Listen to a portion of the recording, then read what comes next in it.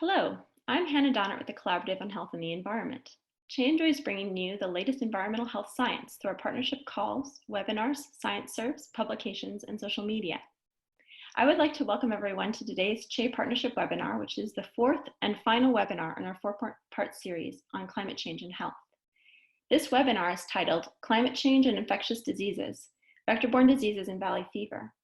Our moderator today is Sarah Howard, founder and manager of diabetesenvironment.org. We will leave time following the presentation for a brief Q&A session. You may type in questions through the Q&A feature available on the menu bar at the top of your window at any point during the presentation. After the presentation, our moderator will read out questions for our speakers to respond to. We will get to as many comments and questions as we can during the Q&A period. For those of you who called on the phone, we have posted slides to accompany today's webinar on our website. You can download these by going to healthandenvironment.org. Please scroll to the bottom of the page and select today's webinar. On the webinar page is a link to the slides. Everyone on the webinar right now is muted with the exception of our moderator and our speakers. This webinar is scheduled to last for 45 minutes and is being recorded for our call and webinar archives. With that, I'll turn things over to you, Sarah. Thank you, Hannah. Hi, everybody. Welcome to our webinar on climate change and infectious diseases. I don't actually work in this field, but I'm actually quite familiar with it personally by virtue of living in upstate New York, which is an epicenter of Lyme disease. I've had Lyme my speaker is not working. I think we can still hear you, Sarah. Oh, you can hear me? Yeah. Okay. Anyway, I've had Lyme disease every summer for the past 10 years. It seems to be getting worse. Everyone I know, everyone in my family has Lyme disease. Now I got anaplasmosis this past summer. My neighbor's dealing with babesiosis. We have all kinds of things up here. So I'm very interested in this topic personally. And so we have two speakers today on the call who will talk about a variety of vector-borne diseases. The first is going to be Dr. Cyril Caminade, who works at the Institute of Infection and Global Health at the University of Liverpool in the UK. He researches climate change and vector-borne diseases like malaria and Zika. The second speaker is Dr. Morgan Boris. She received her PhD from UC Irvine, where she researched climate change and valley fever. And she's starting a postdoc soon at Los Alamos. And so after the call, we will take questions for both speakers. And you can type your questions into the Q&A box at the bottom anytime. So, Dr. Caminade. Good morning, everyone. So I'm French, so I do apologize for my accent, but I hope you're all okay. So I'm going to talk about something that kept me very busy over the past 10 years, looking at the impact of climate change on vector-borne diseases. Thanks, Sarah, for introducing me. The first thing, so when you talk about vector-borne diseases, you need to understand what a vector-borne disease is. So you need three conditions. You need a pathogen. So pathogen can be a virus, it can be a bacteria, it can be a parasite, like for malaria. It can also be a fungi, but are mostly transmitted into plants. You need a host. It can be an animal, can be a human. Sometimes it can be far more complicated. You need an intermediate host, like a snail, for example. Very important. And you need a vector. So vectors can be several of them. Anopheles mosquitoes transmit malaria. Ticks transmit Lyme diseases. Flies can transmit Leishman or other diseases. So you can have an array of diseases, all sorts of different vector-borne diseases. Climate is expected to affect mostly the vector and the pathogen side. So what I represent here on those bubbles. Temperature is going to impact the development rate of the vector. How fast it develops. I'm going to get back to that later. How fast the pathogen replicates inside the vector is very important. And also the biting rates, how many bites you've got per day. Rainfall is also very important for breeding sites, but we also create breeding sites as humans.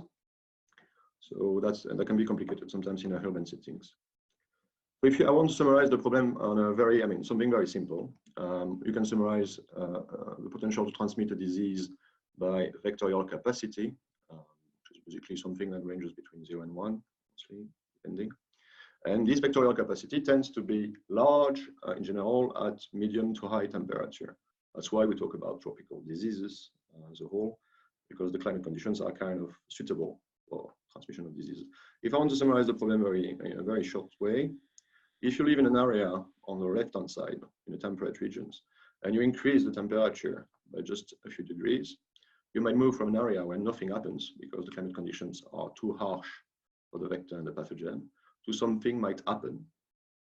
Conversely, if you move to warm temperatures, it might get so warm that you can also maybe kill the vectors, or it might impact also it can impact also the pathogen. So you might get to a decrease as well. So you might lose those problems too. So it's not linear. It's not because climate change is there, then you're going to have more diseases. It depends where you are, and also the shape of that curve also depends on the pathogen you're looking at. So some diseases are mostly tropical, others can be also transmitted in temperate or periarctic regions. So that's been keeping me busy over the years. If I get into details about more of the factors, that's an old study conducted by people at Davis, I think, in the US, that shows that your biting rates for mosquitoes, as an example for Aedes aegypti, the yellow fever mosquito, that can transmit Zika and all sorts of nasty pathogens like dengue. This biting rate tends to increase when temperature increases. That's one parameter. Mortality, so that's another study carried out by Oliver Brady, that shows that you've got some kind of suitability of those vectors. Aedes aegypti on the left here on the little picture, so the yellow fever mosquito, and Aedes albopictus on the right-hand side, the Asian tiger mosquito. And you can also find very large differences between what you do in the lab, upper row, and the field. In general, if it's too cold, they die. If it's too warm, they die. It's as simple as that. And you could make the same assumptions about humans. And I think something which is very, very, very important, might be the most important parameter.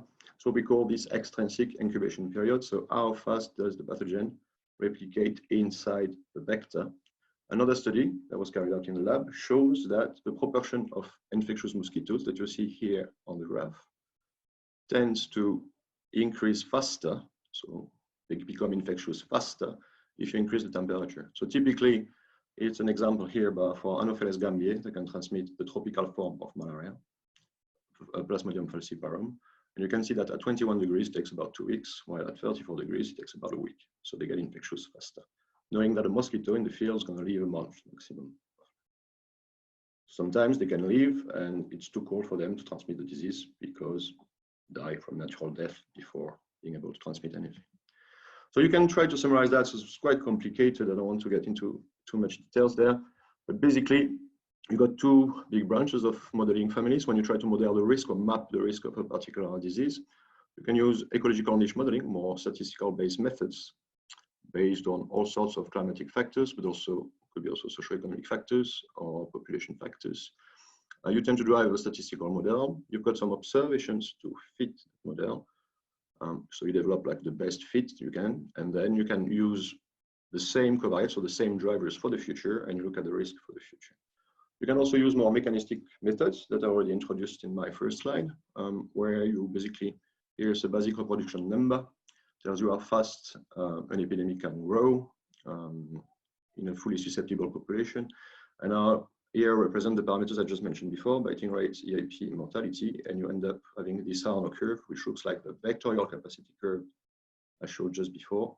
And you can integrate this by recent climate data. You can also drive the model in the future with future climate change conditions, and you try to look at how the risk might spread in the future. Or still a model, so it's not perfect. When you cope with models, it's never the real world, so it's more complicated. As a disclaimer, when we talk about the impact of climate change on diseases, there are other parameters. In particular, when you talk about human diseases, because we interact, we counteract those diseases using our public health services, using our control measures. It's also the way we shape our land or agriculture in our soil. If you've got a rice paddy, you're going to create breeding sites for mosquitoes. And then all those things also evolve. One of the very important parameters is basically travel. We've been moving those things for centuries. We've been moving the black rat and the plague that was with it in ships. We've been moving those pathogens, and in general, those plagues or those invasive species, they moved in containers or through the movement of goods. They got a large impact. Historically, presented here, the Italian dottore on the top left. The plague pandemic in Europe wiped out between, we think, a third or half of the European population back in the days. It was massive impacts. Malaria still kills too many children in Africa every day. You've all heard about the Zika outbreak in Latin America that reached Texas and Florida in the US the year after. And also diseases that shouldn't be a problem, like yellow fever. So disease for which we have a vaccine to contract the disease, sometimes can also be a problem because we're running out of doses. This is not only humans, it's also animals, because animals can be bitten by those vectors. And so it's very important to consider the big picture. So here I represent, for example, it's an example of the sheep affected by bluetongue, which is a virus transmitted by biting midges. Big epidemic in Europe in 2006. So just an example of our research. There are many other groups looking at those things, but we here looked at the impact of climate change on malaria at global scale. Several teams were involved, not only me, many other people contributed. And you can see that if you look at the different scenario from the IPCC, 2.6 being the very mild scenario, 8.5 being the catastrophic scenario, so it's the most extreme one. And that's the one we follow at the minute, basically. And that's a change, represent here the change of the length of the transmission season, malaria. So if it's long, I mean, you can have malaria all year. If it's short, you can have malaria, just seasonal malaria. And that's the changes. So how does the season changes in the future? And if you look at the pattern, if you look at the distribution, if you know your geography of Africa, your geography of the world, you'll see that the risk seems to increase for the most extreme scenario at the end of the century over the islands in the tropics. So you can see, for example, Ethiopia, you can see bits of Madagascar, Western Kenya, so it's altitude regions, bits of Nepal, while it might decreases, the risk might decreases in flat regions like West Africa or South America. See, there's clear decrease in risk related to large temperature. So something which is important about modeling, you can run any models you like. We need to check that this makes sense with field or what you observe on the ground. So here I collated other studies showing similar trends. The situation for malaria at the minute is improving. There's been a bounce up in numbers last year, but overall it's getting better because we try to control the disease. But there's still some evidences that things are moving to higher ground and perhaps higher latitude, but we're not there yet. There's some evidence, at least on the vector side, not necessarily on the disease side. Another example, very important here in Europe, the Asian tiger mosquito. So you can see here on the top left, Aedes albopictus, stripy legs. That's why we call it the tiger. Originally from Asia, India, and it's been shipped into Europe, the US, and Africa by containers. So nothing related to climate change here. It's just globalization and trade. We think there's two main routes in Europe. One is recycled tires, so they tend to lay the eggs in tires. That's how they moved around in containers in old tires or in plants. And it's been spreading very fast in Europe over the past few years. First in Albania and then Italy, really, before it starts spreading in France and all across. So we basically, in collaboration with people from Public Health England here and the university, people I work with at the University of Liverpool, we looked at how climate could be suitable for Aedes albopictus in 2011, so 9 years ago already. And that's what you can see on this little animation on the top. And you can see that the risk was a few key results. I mean, something that strikes you. I won't get into the technical details for the model, but what strikes you here is, first thing, the niche looked already very large. So technically, the mosquito could invade that large niche. That's the first thing, without even with recent climate change conditions. Second thing, if you go into the future, you'll see that the risk starts to spread north over Belgium, Benelux, the south of England, the Balkans, etc., etc. So when we looked retrospectively at those maps in 2011, so the observations that you see at the bottom, at the time, the mosquito was only in Italy and southeast of France and parts of Spain. And in the meantime, it spread all across, and we're not that far off from where our model position were quite spot on, I would say. In the paper, we listed that list of countries at risk back in the days. In red, highlighted countries where the mosquito is already there, settled down, and in orange, where it's been observed for at least a year or two. Okay, so models are useful, they're not perfect, but they can allow you to anticipate the risk, even if things still happen. It's quite annoying when you're a climate change impact modeler, because you keep repeating the same message over and over again. The things still happen. Another important thing, so we use also, it's another study, and in that study, we use the more complicated Arno type model, or vectorial capacity curve model. They're similar in many ways. So this kind of curve I showed just at the start. And we applied real observed data from NOAA, actually from the US, and we tried to look at how this risk looked like over the past 40 to 50 years, from 1950 onwards. And what you can see here, which is quite striking, in South America, in that box, the year where the outbreak started, vectorial capacity was maximum ever for that particular year. And we think it's related to El Niño conditions, which is a natural phenomenon, which now occurs on a warmer background. So there's lots of worries on that side as well for the tropics, because El Niño tends to cause all sorts of problems all across, and not only Zika, many other pathogens are transmitted. And it might get worse in the future if the Pacific gets warmer. So that's quite worrying. It's quite a big message. I think Al Gore mentioned that thing in his recent movie, and he's quite spot on. It's quite nice to see that even if he's more he's a politician working on comm, he still check the scientific literature. So you need to check facts and science. It's quite interesting. And he basically says exactly the same thing, based on another study, I think, saying that increased temperature make mosquito mature faster, things I mentioned at the start, bite more, I mentioned that earlier as well, and makes the Zika virus inside of them incubate faster, exactly what I mentioned before. So it's quite spot on. That's theoretical. There are other many factors that impacted that outbreak, though, in Brazil. So it's quite complicated, the whole story. It's not only climate. If you look at other diseases, very briefly, the work by Nick Ogden in Canada, looking at how the tick Ixodes scapularis could move into Canada. So it's quite prophetic back in the days, because Nick used to publish papers in the early 2000s, and now it's happening. The tick is already in Canada. And another example where temperature getting so warm in the Zambezi Valley, as people at the top school here in Liverpool, show a clear decrease in tsetse fly abundance. Tsetse fly transmit that particular disease. So seem to be also a negative impact in the warmest region sometimes on those vectors. Another example for tick-borne encephalitis transmitted by ticks in peri-Arctic or Arctic region in the north of Russia going up too. So some trends. And we got a review paper that you can read. There's more details, more review papers there. And there's big work. It's not only us, there's many teams, global scale, looking at those things and protecting people as well. Getting in touch with our public health services to make sure nothing happens when things start to happen.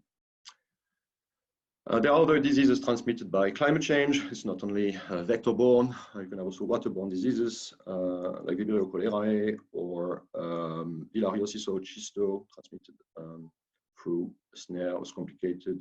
Anthrax, it's a spore in the soil. So the Russians had an anthrax outbreak a few years back. The ice melted. Some carcasses were left there, and the spore were transmitted to herders. But they managed to control the outbreak. And then Lyme disease, which is at the minute, I think, the #1 vector-borne disease in the United States. An issue here also in England and in Europe with ticks maybe maturing. The season might increase or things might change with climate change.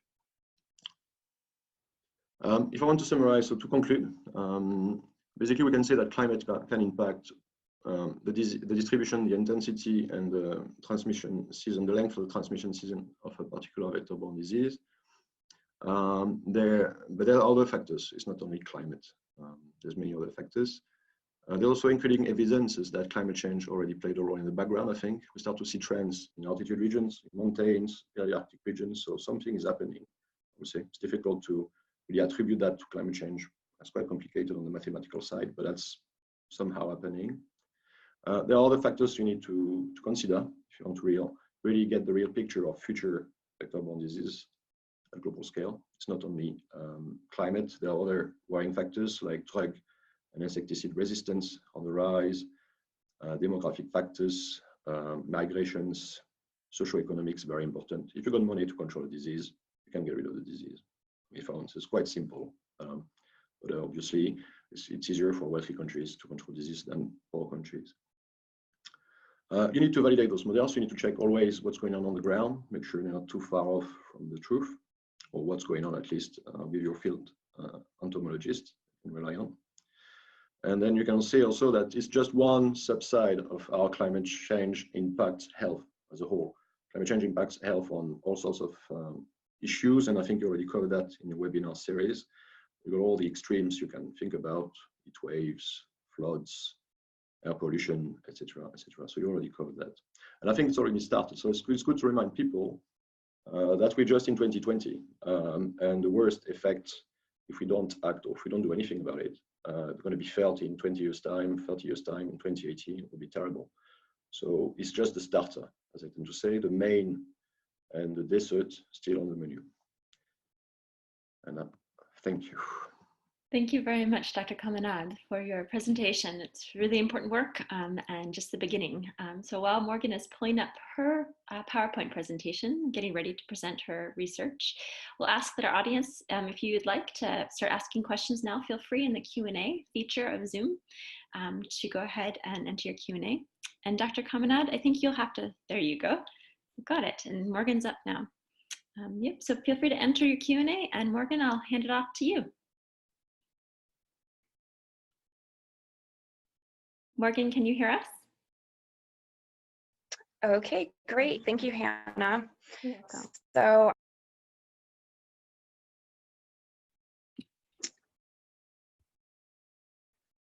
can you hear me now? Yes, we can hear you now. I think we might have lost you. Okay. All right. I will go forward. All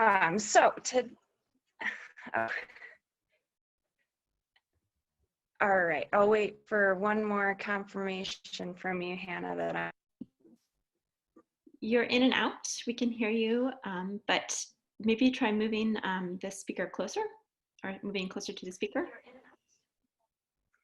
I will also try to speak a little louder here.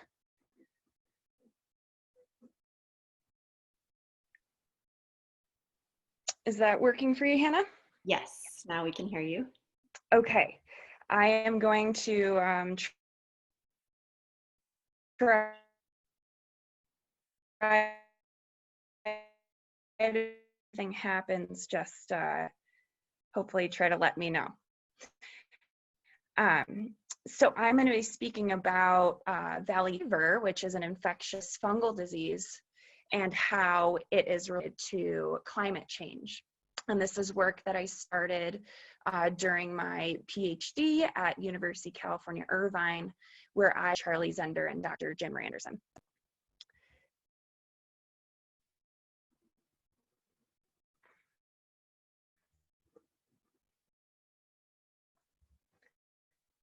All right, so valley fever is an infectious fungal disease that's found mostly in the southwestern part of the United States. Its formal medical name is coccidioidomycosis. So for this reason, we like to call it valley fever. A lot of the original research about this disease came from the San Joaquin Valley of California. So that's where its informal name comes from. People contract valley fever when they inhale fungal spores from the genus called Coccidioides, or for short, cocci. About 40% of people who inhale the spore will actually become symptomatic. If you have a strong immune system, you're likely to not show symptoms or even know that you've inhaled the spore. Symptoms do range from short-term flu-like illness to a long-term morbidity. The fungus will grow in your lungs, and if your body can't fight it off, it can spread throughout your body and unfortunately be fatal as well. It is not a communicable disease, so it does not spread between people. So cases of valley fever are a direct result of being exposed to the fungus in the environment. In the top right-hand corner, there's a plot of the number of valley fever cases from 2000 to 2018 in the United States. You can see that number of cases is increasing through time. We're not exactly sure why. This could be because we're getting better at diagnosing the disease and our awareness of the disease has increased, or this could be a signal from climate change, but it's a little too early to say that for sure. But it has caused an increase in the interest in studying valley fever. And in the bottom right-hand corner is a picture of the fungus. So it's not a blooming mushroom, but it grows in heightful strands, or these little strings in desert-like soils. And these strings are made up of all these little barrel shapes, or the spores tied together. And then these spores will break apart if the fungus is stressed, like during times of drought, and that's when they can become airborne and people breathe them in and become sick.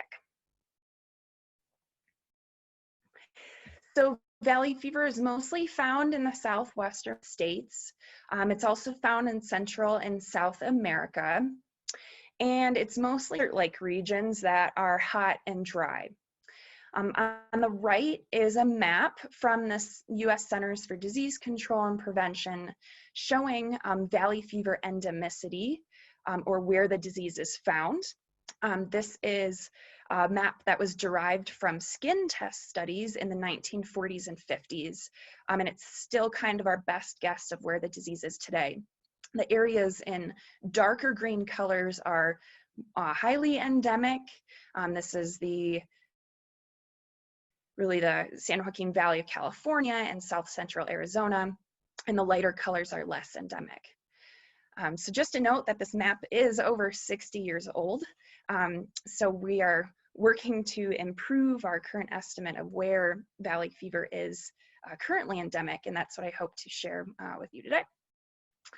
So because it's limited to this hot and dry area, warming temperatures and changes in our rainfall pattern driven by climate change may shift where valley fever is endemic in the future.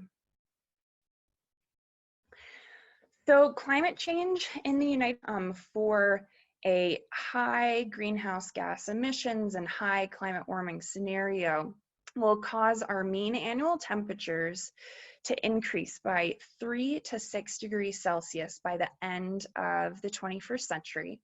And these changes are mapped in the top right corner for temperature. And our precipitation pattern shift. So areas in blue in the bottom right map will have increases in precipitation. Areas in white will remain about the same, and areas in the red colors will have a slight decrease in precipitation. So again, these changes may shift where valley fever is endemic. So the two questions that I'm going to answer today in my presentation is, one, currently, where may valley fever be endemic?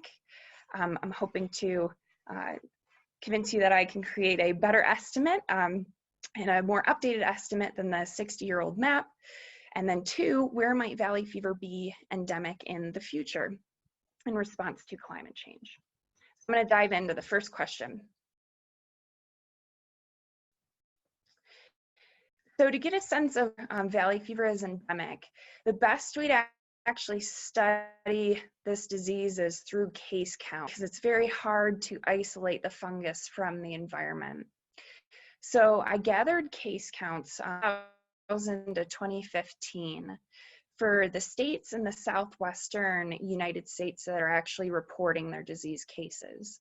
And what this gave me was almost 150,000 cases throughout those 16 years and a new measure of endemicity, or where the disease is present. So the states that I have data for are plotted in the top right-hand corner, showing a map of the mean annual valley fever incidence. So incidence is the cases normalized by human population. So this is cases per 100,000 population per year. And the areas in darkest red are the ones that have the highest disease incidence. So these would be our more highly endemic areas. So if I compare the recent case data to the CDC fever endemicity map, I already find some slight differences. So areas with higher recent disease incidence tend to extend further north than depicted by the CDC. A good example of that is if you look in California throughout the Central Valley, you can see some counties that are highlighted in red colors on our top map compared to the CDC. So since we know that the disease is mostly limited by areas, what I did was gather a suite of climate data to compare each county's mean climate conditions to its mean level of valley fever incidence to see if there were any relationships. And two climate drivers really stood out, and that is mean annual precipitation. So in the top left plot, we're looking at mean annual temperature along the x-axis and mean annual valley fever incidence along the y-axis. And then in the top right plot, we're looking at mean annual precipitation along the x-axis and mean annual incidence along the y-axis. And each one of these dots is one of the 152 counties throughout the southwestern US that I had case data for. And what I found is these nonlinear relationships between climate and disease incidence. So for example, for temperature, if you have a county that has a higher mean annual temperature, that county is likely to have higher valley fever incidence. And for precipitation, if a county has lower mean annual precipitation, it's likely to have much higher valley fever incidence. But when looking at these graphs, I also noticed that there's a lot of noise, especially with the counties that have low levels of incidence. You can see kind of this clump of data along the x-axis. So what I did was define my own endemicity threshold for a county. So if a county had at least 10 cases per 100,000 population per year of incidence, I defined it as endemic for valley fever.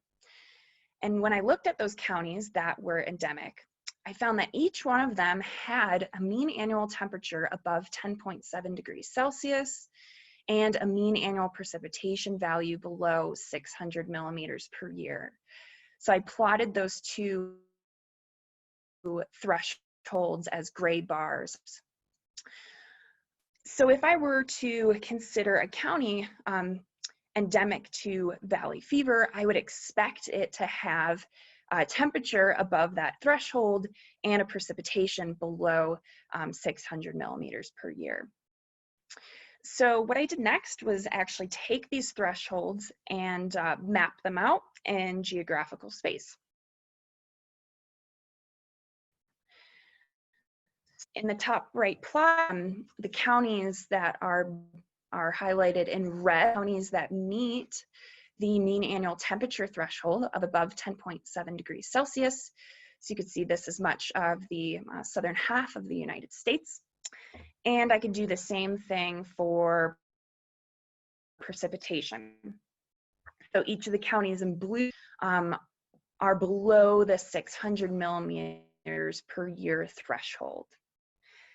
And if I overlay these two thresholds, I get the counties in magenta in the southwestern United States. So these are the counties that I would expect to be endemic to valley fever based on these contemporary relationships between climate conditions and disease incidence. So this area in magenta spans 217 counties across 12 different states. And almost 52 million people live in this region based on recent population estimates. So I'm going to pull over this magenta region to the next slide, top right-hand corner. and compare it with the CDC endemicity map on the bottom right-hand corner. So I don't expect maps to be to perfectly match, because our based on these relationships between climate and disease incidence. And again, the CDC map is over 60 years old and based on those skin test studies from the 1940s and 50s. The CDC map estimates 170 counties to be endemic, and our map captures 110 of those counties. And if we take the CDC map to be true, our map has a 95% rate against it. Something that was very interesting that stood out was the CDC added 3 endemic counties to their map in recent years in Washington state. So you can see in the southeastern corner, there's 3 counties highlighted, and this was due to a recent outbreak of valley fever cases that happened starting in 2010. And our map also captured the counties.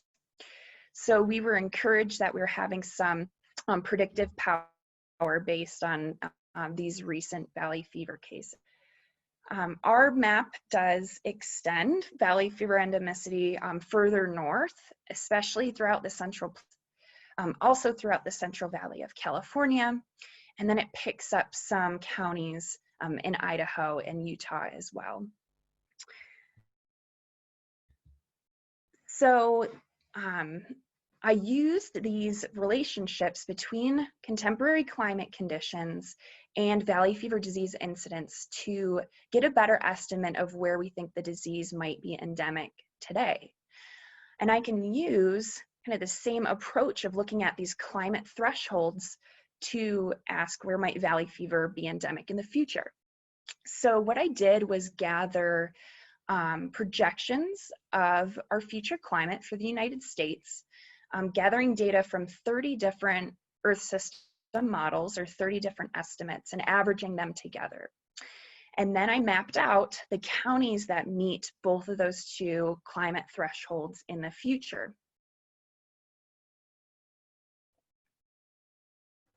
So this is an animation that's going to start with our contemporary map and then move throughout the 21st century. And again, this is for the RCP 8.5 climate change scenario. So this is a high climate warming scenario.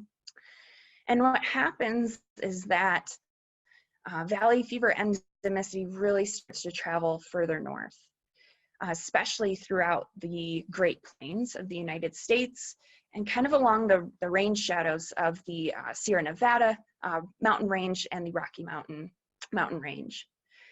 There are counties that are kind of protected from becoming endemic. These are the counties that are too cold in the Rocky Mountains and counties that are too wet along the Pacific Northwest coast.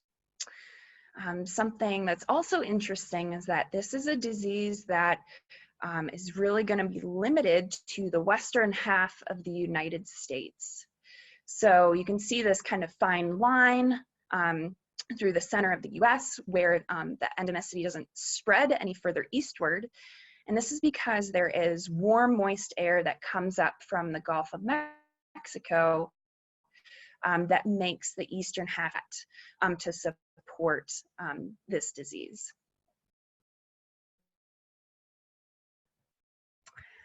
So to come back to the conclusions, I found that endemicity may extend further north than previously thought. And in the future, this disease could cover much of the western United States for that high climate warming scenario. I found there was a 54% increase in the number of endemic counties by the end of the 21st century. And this will put more people at risk for contracting this disease. So I hope that these projections and these maps can really be used by public health officials to create valley fever surveillance plans so that we can kind of stay one step ahead of this disease spreading, and that we can also inform our physicians to consider valley fever in their diagnoses, especially if they're not currently in an endemic area. So this work that I shared today can be found in this recent publication that I've listed on the bottom of the slide here, as well as some projections of the number of cases in the future. And that will conclude my presentation. Thank you. Great. All right, thank you. So now we have time for questions. We have about 5 minutes, and if you would like to submit a question, please put it in the Q&A box at the bottom of the screen. I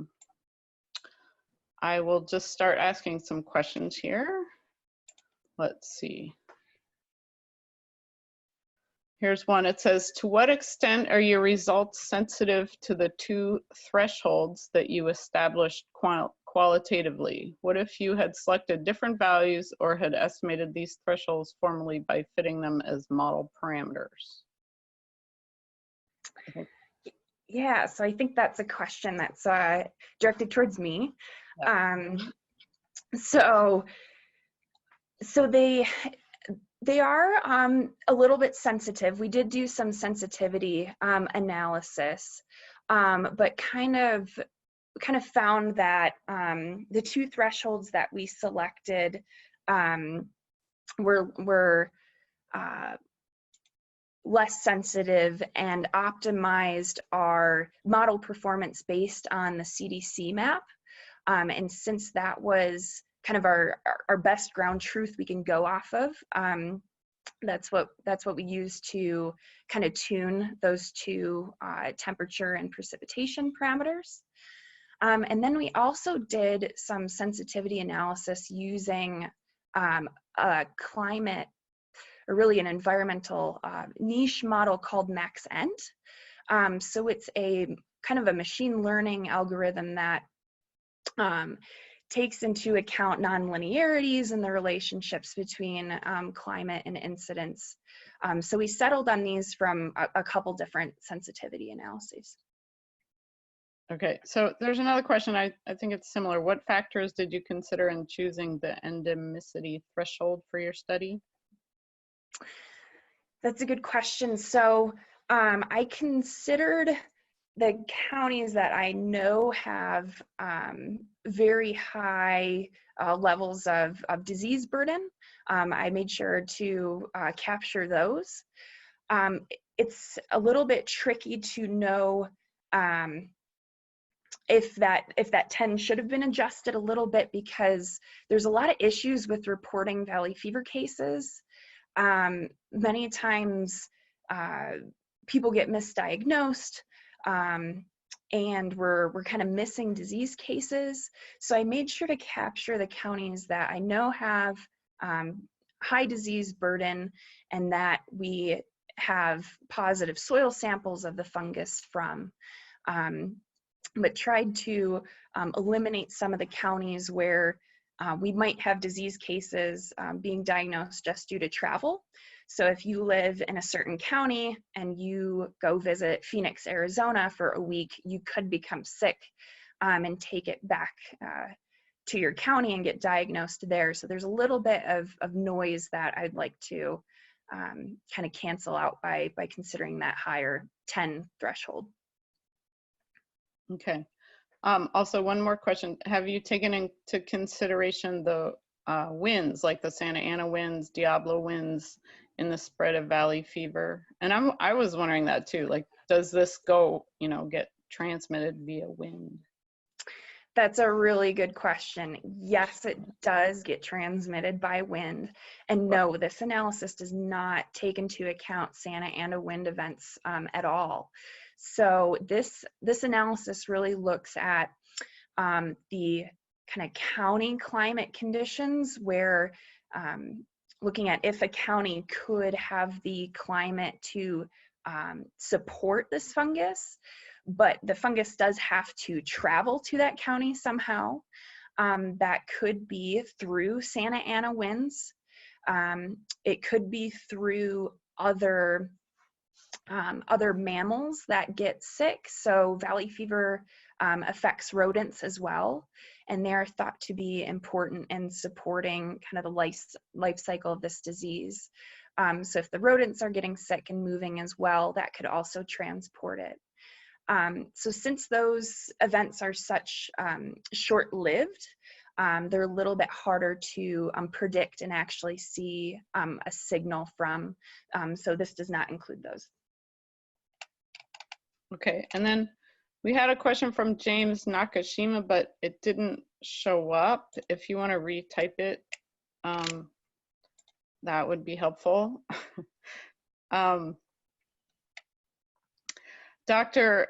Caminade, in the meantime, so would you suggest, let's see, with recent increasing floods and hurricanes, are there any model programs or best practices you could recommend that public health officials look at to prevent the spread of vector-borne diseases? Well, I think they're already on the ball. I mean, they're there to protect us. So they got all sorts of reports and activities. So I don't necessarily need to advise them on that side. They tend to be really on the ball. They collaborate with climate scientists. They collaborate with universities. So I don't necessarily have something to tell them in particular. Okay. But I think, in England, we work directly with them. For example, I know that in California, like the universities also collaborate with Public Health California. So the connection's already there. So they know what's going on. So I don't necessarily know how to answer that question, really. Okay. Well, you see you did retype the question. So analogous to what we're seeing in the southern US, is there more vector-borne disease appearing in Central and Northern Europe? Yeah, there's some trends. Tiger mosquito. So I was in Marseille last week, for example, and we had 3 cases of Zika. So not imported, nothing related to travel or related to sexual transmission, because you can also get Zika for sexual transmission. Locally, we're talking those cases, 3 of them in Marseille, Southeast France. So it's still small transmission. It's not like we got a massive outbreak yet. But it's happening. The similar analogy, I think, had similar thing in Florida and in Texas, where there were not so many cases. Also, issue with West Nile, Usutu, other viruses affecting birds that we don't necessarily think about. So we see things emerging. On the animal side, there's issue with other parasites. Fasciola hepatica is one of them. Bluetongue is another one. Massive epidemic in 2006 in Europe, in the north, and we think it's related to warm temperatures as well. So yeah, things are emerging, but it's not necessarily. I mean, climate in the background might be more suitable. That's true, but there are other factors. Obviously, it's not only climate, I would say, for the disease. But that's I would say it's more like it just sets the background maybe. And in some years you might have like a good year for mosquitoes or a good year for ticks, depending on the thing you're looking at. But then sometimes you could also need to introduce cases. So for example, if you have like an epidemic of Zika in the Caribbean, and if people are coming back infected with that pathogen in a region where the vector is, that's where you start having problems. But back to the question, the public health services, they're on the ball all across. They collaborate with scientists, they write reports, they got the climate change risk assessments, so they already know, they already look at the science. Yeah. So pretty much it. So I hope this answers your question, not sure. All right, thank you. I think we're done with questions. So Hannah, I will hand it over. Thank you to our speakers. Yeah, great. Thank you so much, Sarah, and to our speakers. We're approaching the end of our webinar today. A video recording will be available on SHEA's website soon. Tomorrow, you will receive an email containing a link to the video. The next SHEA EDC Partnerships call will take place December 10th and is titled Consensus on the Key Characteristics of Endocrine Disrupting Chemicals as a Basis for Hazard Identification. To learn more and to RSVP, please visit our website at healthandenvironment.org. If you are new to SHEA and would like to stay updated about upcoming events or more, please sign up to receive our newsletter by selecting the Join Us tab at the top of any page on our website at healthandenvironment.org. Additionally, if you appreciate these SHEA partnership webinars bringing you the latest environmental health research for free, we encourage you to support SHEA's ongoing work by making a tax-deductible donation via our secure website. Again, our website is healthandenvironment.org. With that, I would like to thank our speakers, Dr. Caminade and Dr. Goris, for taking time to present today, and to you, Sarah, for your excellent moderation. Thank you so much for joining us, and have a great day.